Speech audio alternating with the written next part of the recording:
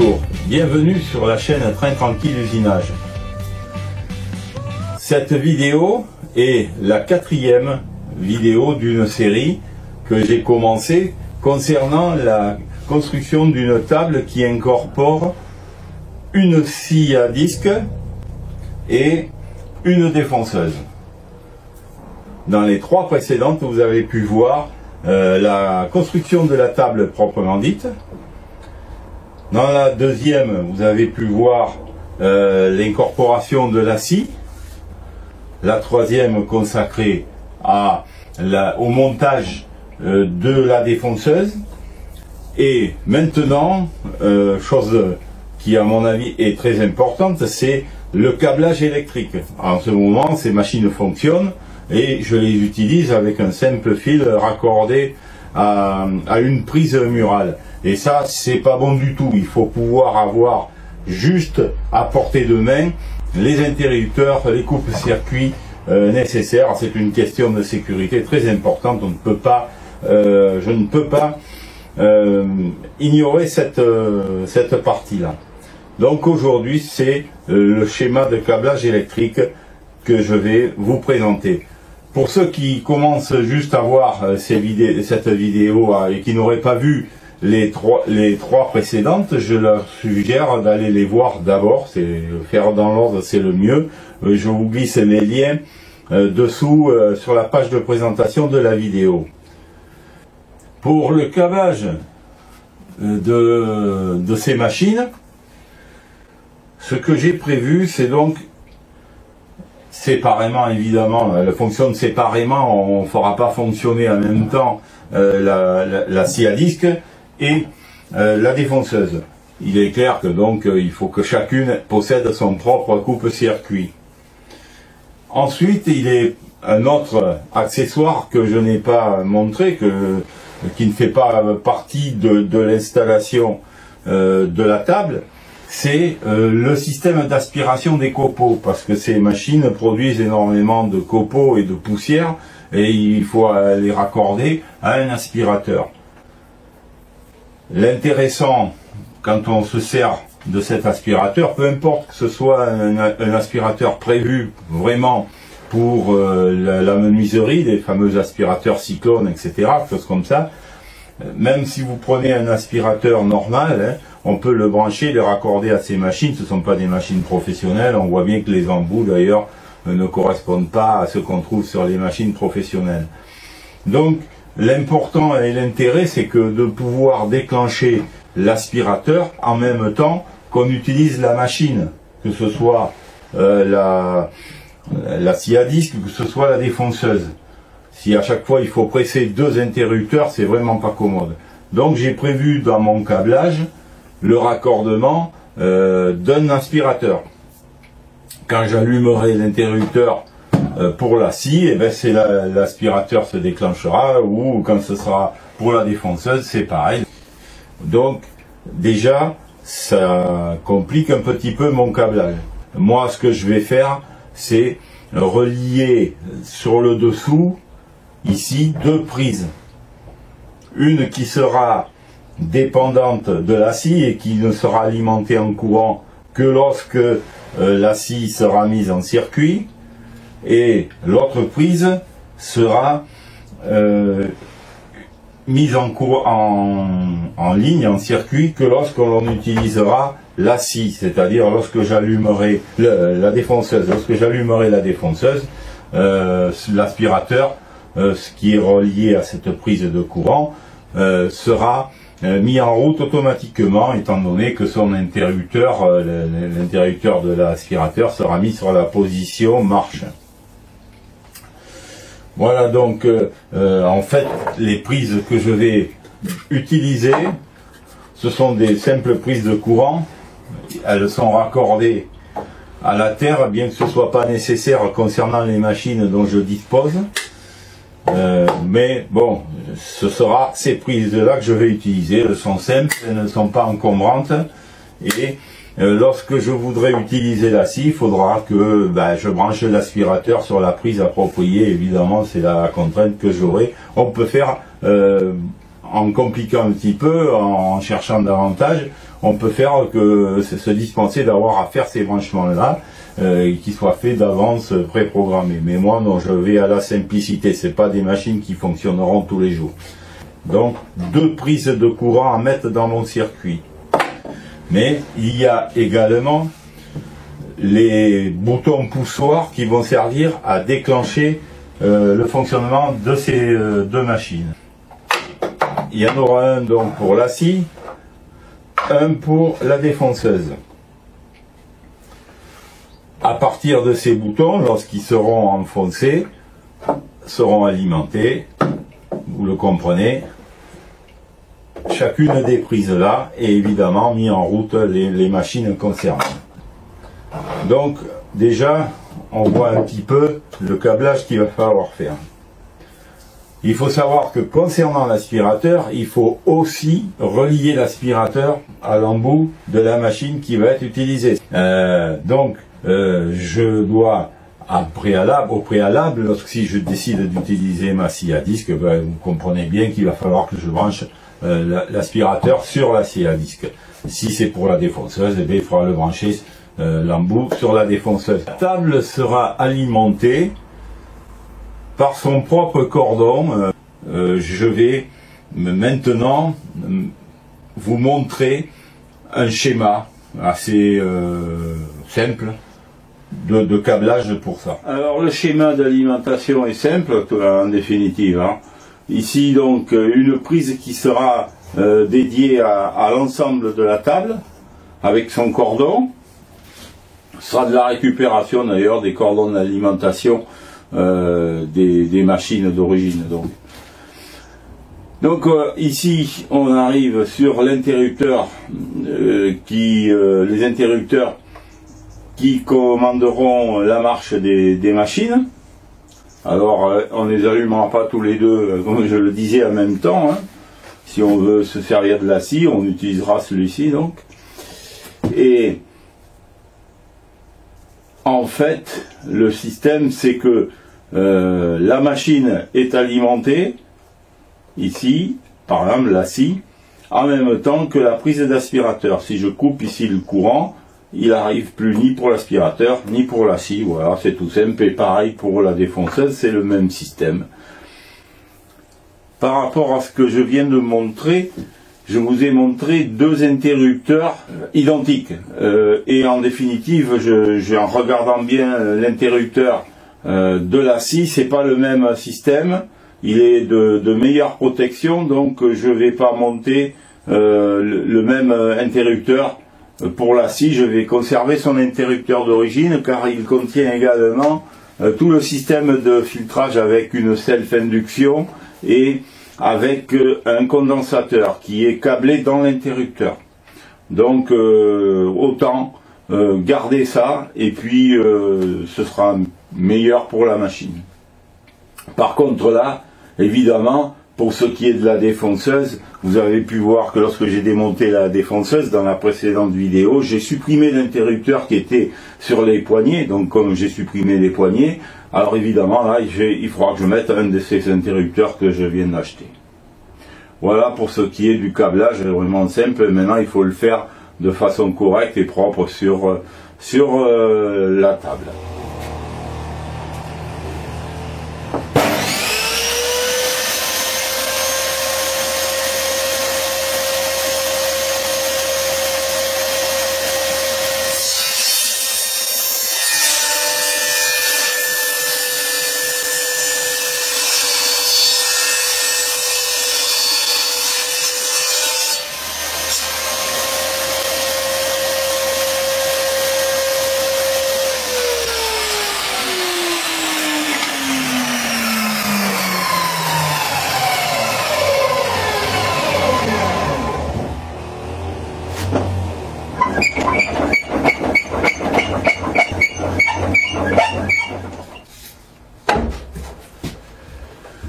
J'ai retourné la table une nouvelle fois et maintenant je vais passer au câblage donc de mes 2 machines. Alors on peut voir ici le courant qui amène ici pour la scie, pour le moteur de la scie, Et là donc pour la défonceuse. Tout le travail là, consiste donc, vous l'avez bien compris d'après le schéma, de relier ces prises-là qui vont alimenter l'aspirateur et les interrupteurs, l'autre il est encore dessous, et les interrupteurs qui vont faire fonctionner les machines. Celui-là sera destiné à la défonceuse et l'autre, celui dessous, que je vais devoir débrancher, déconnecter de ces prises-là. Je me suis servi de la scie pour couper ces plaques qui vont servir à fixer les interrupteurs sur la façade, un de chaque côté, seront fixés là-dessus.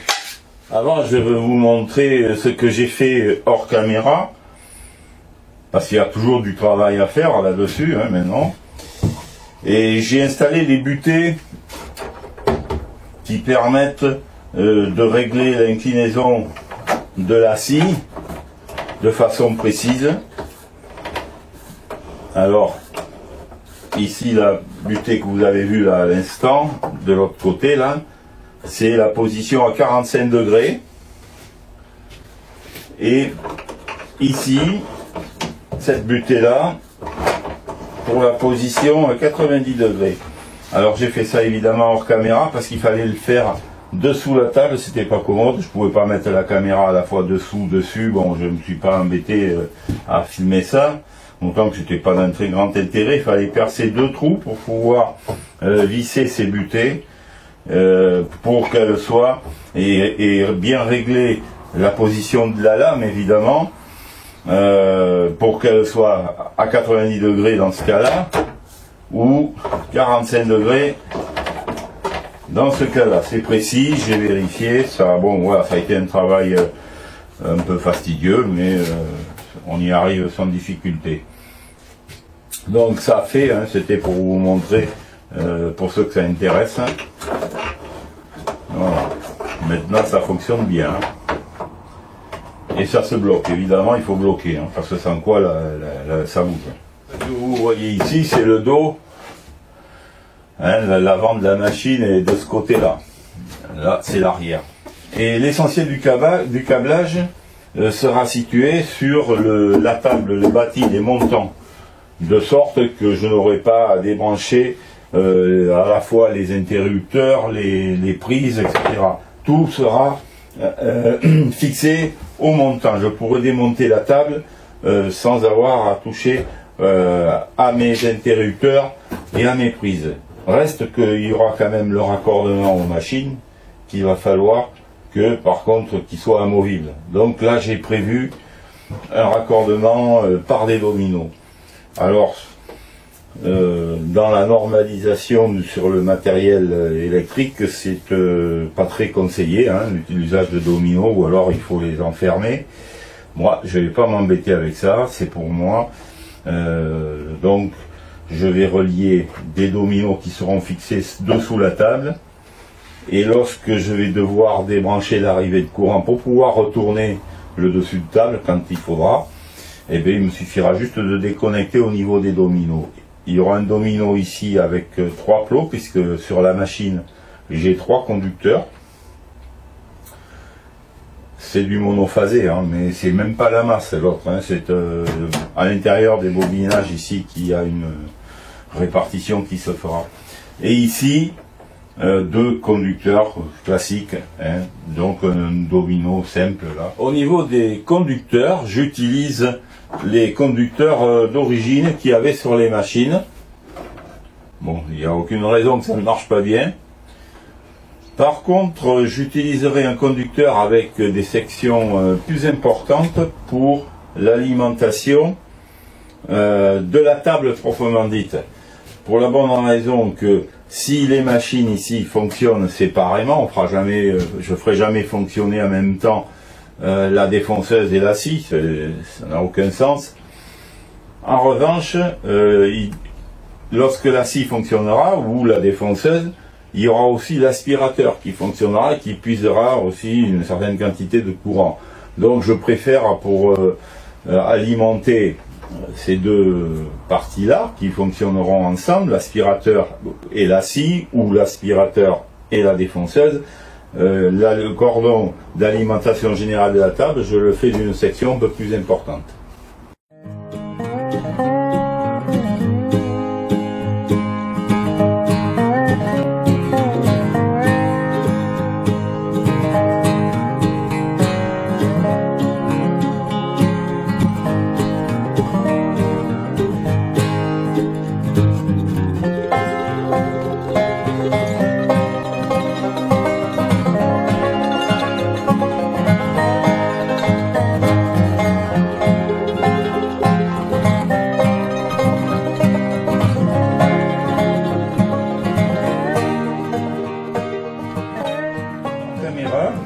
J'ai fixé avec un domino sur le plateau, j'ai fixé l'alimentation de la scie.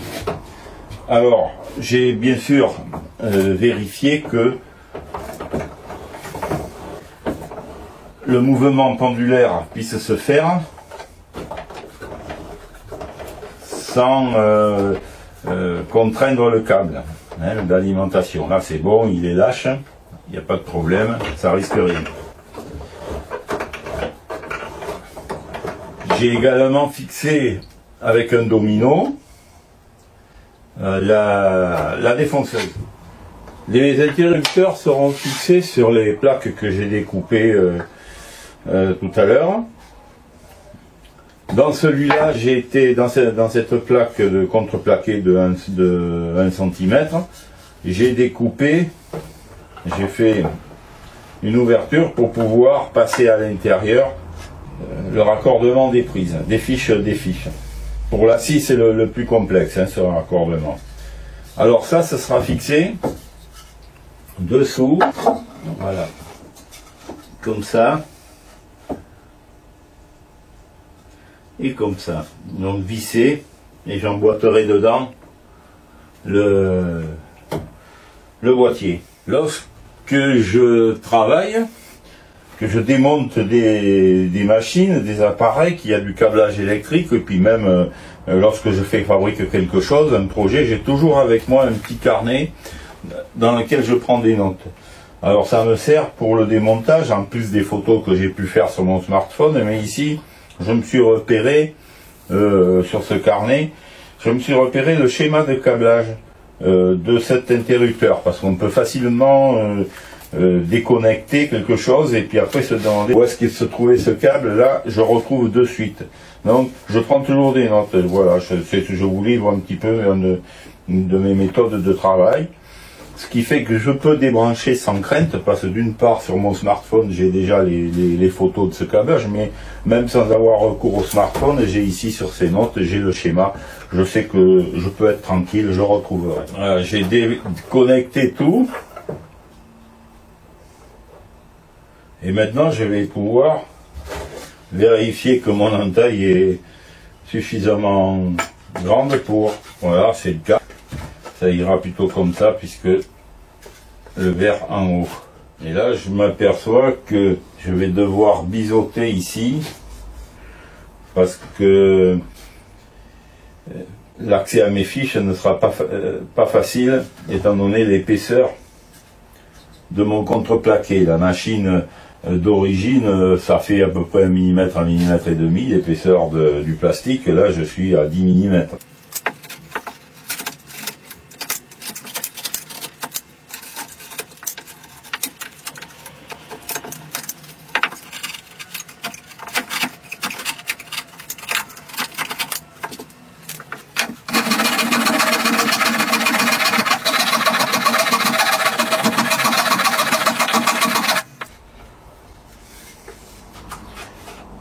Alors là, il n'y aura pas de problème, j'accède à mes branchements. Hors caméra, j'ai monté l'interrupteur de la scie. Je l'ai monté sur le panneau de contreplaqué que j'ai fait là tout à l'heure. Et j'ai vissé, j'ai tout câblé à l'intérieur. J'ai les câbles qui sortent pour aller d'une part vers l'alimentation en courant, et d'autre part vers la scie elle-même.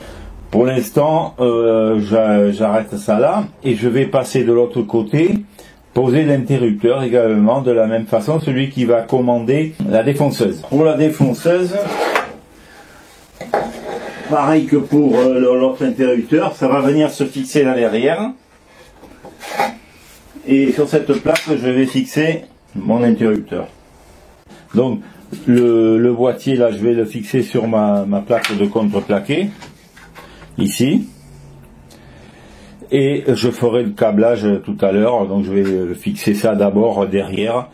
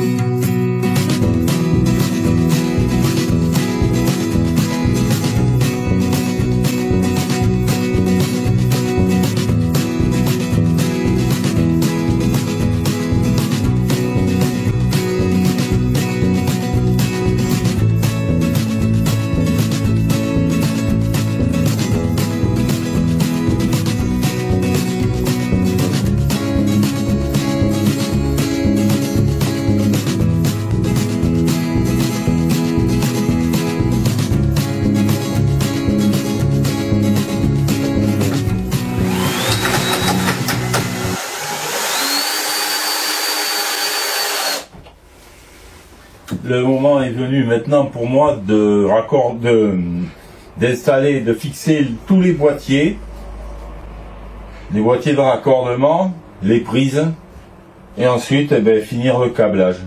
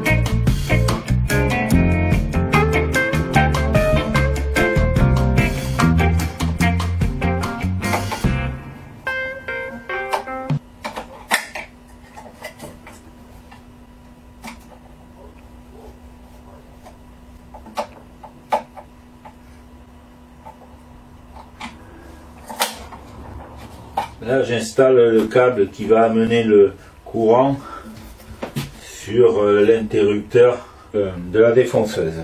Alors là, pour les raccordements, il n'y a pas à s'inquiéter. Il suffit de raccorder les marrons ensemble et les bleus ensemble.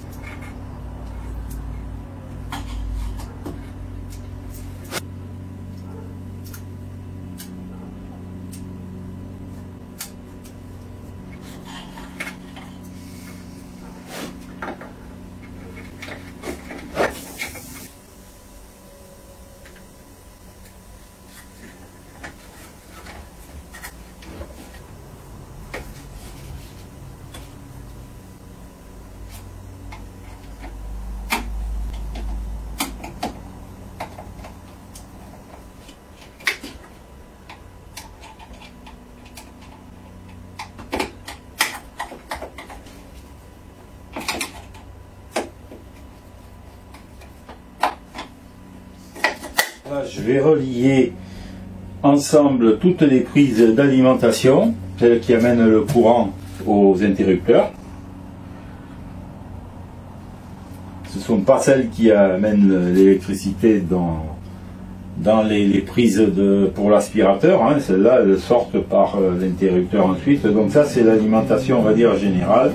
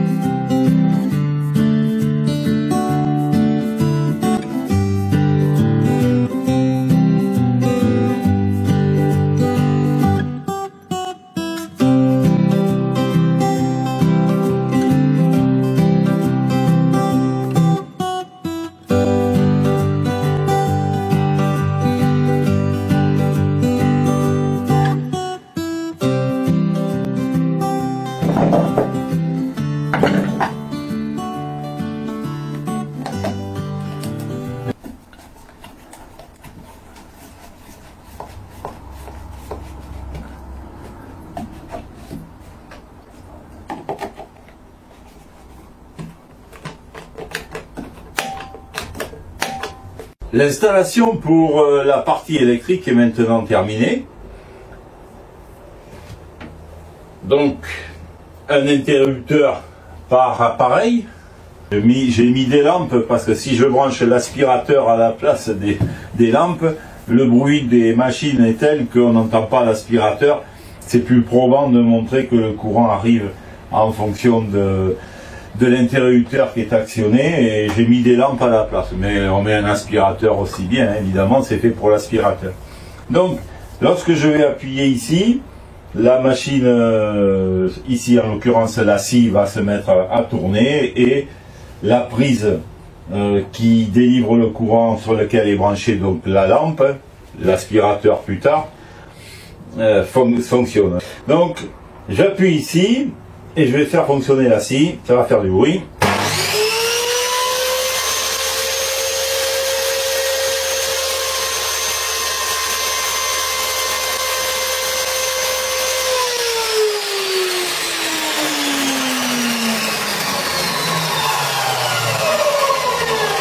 Voilà, alors on a pu voir que ça s'allume en regardant bien la lampe, parce que je crois que sur la vidéo ce sera encore pas non plus très net.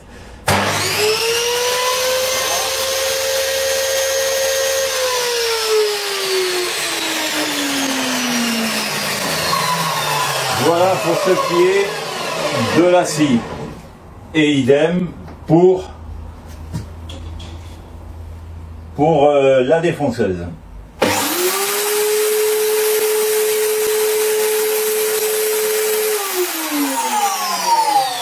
Voilà, c'était pas bien compliqué à faire, hein.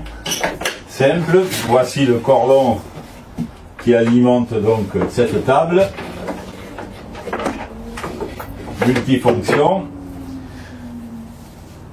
Évidemment, tout n'est pas terminé parce que il y a encore bien d'autres choses à mettre, que je vais mettre là dans la prochaine vidéo. On pourra voir la rallonge que je veux mettre, et puis j'ai parlé de faire un traîneau de coupe. Ça, c'est très bien également, donc je pense que ça va être fait assez rapidement.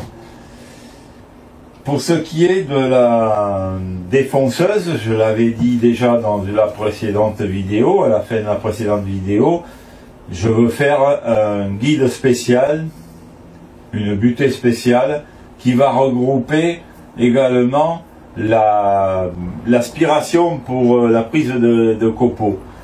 C'est par le dessus de la table. Dessous, j'ai encore des choses à améliorer, notamment un réceptacle pour la sciure au niveau de la scie dessous, parce qu'il y a quelque chose qui peut être perfectionné encore.